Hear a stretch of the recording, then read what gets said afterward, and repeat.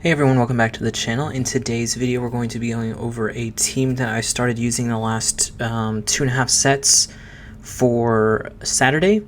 My previous team with Machamp really isn't working. Apparently a lot of people are going Gyarados with Waterfall and Dragonite in the back. And as I posted to someone in the comments, they said Dragonite in the back would be a real problem, and I gave a scenario on how to possibly win that.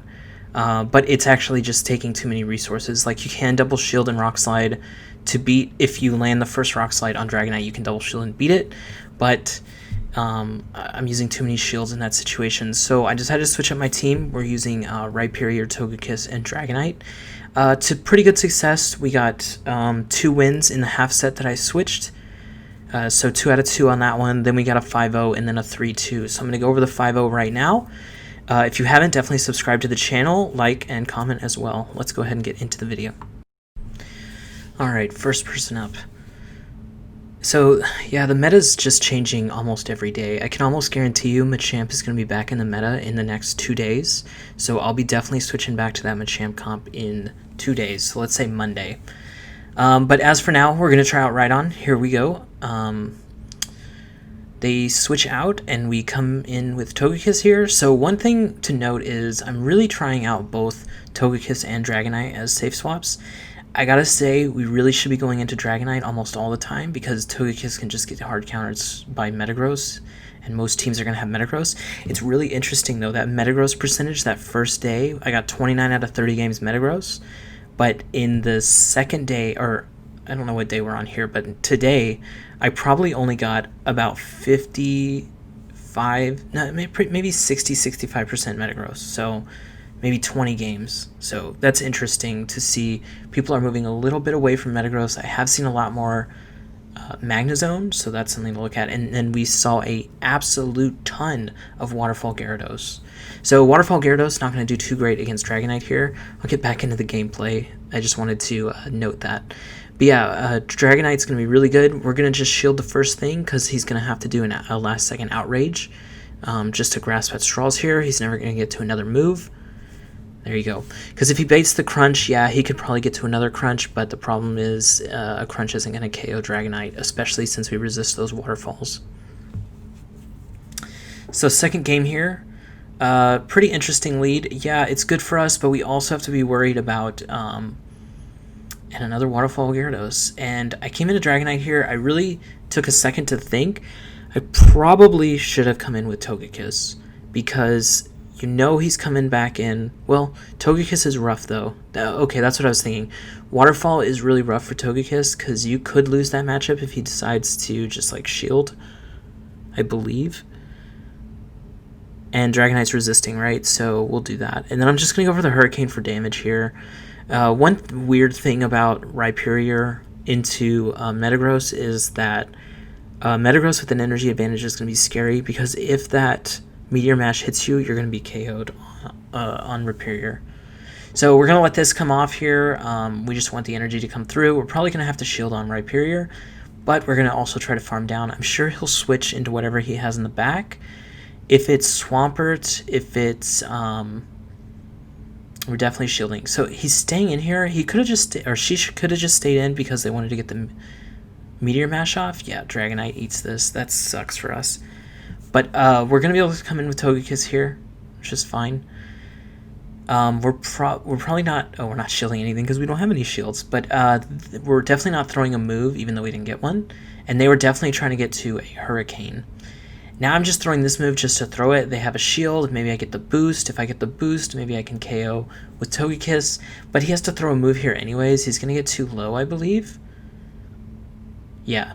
So usually they would love to farm us down there, but they're just too low HP coming into this matchup that we could actually farm down if given the opportunity. Molly and Scolder. Also, fantastic name here. Actually, was one of my locals. I didn't know that, but they messaged me in the local Discord afterwards, just saying GG's. So yeah, in this matchup, what I like to do is go all the way up to Stone Edge. First thing you might have noticed, actually, I should have said I don't have Rock Wrecker on this Pokemon. This is a Pokemon I was using a long time ago when Rhyperior came out. with the stones. I made it. It was a 96, and I just powered it all the way up for some reason. So I already have it. I don't have to use dust. I don't have to use candy. You've already seen the Swampert in my previous videos. Like, we don't have candy. We don't have dust. The less I have to use, the better. So I'm just going to stay with the one with Stone Edge. It doesn't really change too many matchups. Stone Edge is a little more costly and not very much more damage. I think it actually does. It does less DPA, but still more damage. Anyways, what I like to do in that Togekiss matchup is go up to the Stone Edge, throw the Surf, and then you can make it if they stay in. This person didn't stay in, but you can make it to another one if you shield. I have a 96, so I shield, but I actually don't know if you have to shield. I don't think, I'm going to have to test that out later, but I don't think you have to shield. And so I want to eat the move here, which is why I didn't come in with Rhyperior. But now with this Machamp in the back, we're definitely just going to use a shield on the Rock Slide and then farm down the Togekiss as well. Oh! No, the Togekiss went out, so what is left? No, it was the Togekiss, sorry.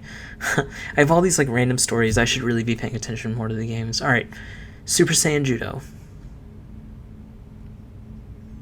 Togekiss, so we might see it here. Usually they don't swap out, so it was interesting that the previous player did swap out. Maybe they thought we had Rock Throw, or not Rock Throw, what is it, Smackdown? So I'm going for this Surf.